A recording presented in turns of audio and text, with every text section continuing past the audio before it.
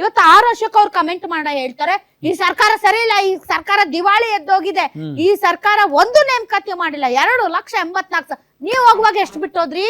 2,60,000 ಹುದ್ದೆಗಳ ನೇಮಕಾತಿ ಮಾಡಿದೆ, ಹಂಗೆ ಹೋದ್ರಿ ಇವ್ರು ಬಿಜೆಪಿ ಅವರು. ಇವತ್ತು ಅವ್ರು ಮಾತಾಡಬಾರ್ದು ಅಂತಲ್ಲ, ಅವ್ರು ಮಾತಾಡ್ಲೇಬೇಕು. ಅವ್ರು ಮಾಡ್ಲಿಲ್ಲ ಅಂದ ಕಾರಣಕ್ಕೆ ಅವ್ರಿಗೆ ನೈತಿಕತೆ ಇಲ್ಲ ಅಂತ ಅಲ್ಲ. ಅಂದಿನ ಸ್ಥಿತಿಗತಿಗಳು, ಪರಿಸ್ಥಿತಿಗಳು, ಸಂದರ್ಭಗಳು ಹೇಗಿದ್ವೋ ಏನಿದ್ವೋ, ಮತ್ತು ಅದಕ್ಕಾಗಿಯೇ ಅವರನ್ನ ವಿರೋಧ ಪಕ್ಷದಲ್ಲಿ ಕೂರ್ಸಿರೋದು. ಈಗ ಒಂದು ಆಡಳಿತ ಪಕ್ಷ ಬೇಜವಾಬ್ದಾರಿಯಿಂದ ನಡ್ಕೊಳ್ತಾ ಇದೆ, ಒಂದು ಆಡಳಿತ ಪಕ್ಷ ಸರಿಯಾಗಿ ಕಾರ್ಯನಿರ್ವಹಿಸ್ತಾ ಇಲ್ಲ.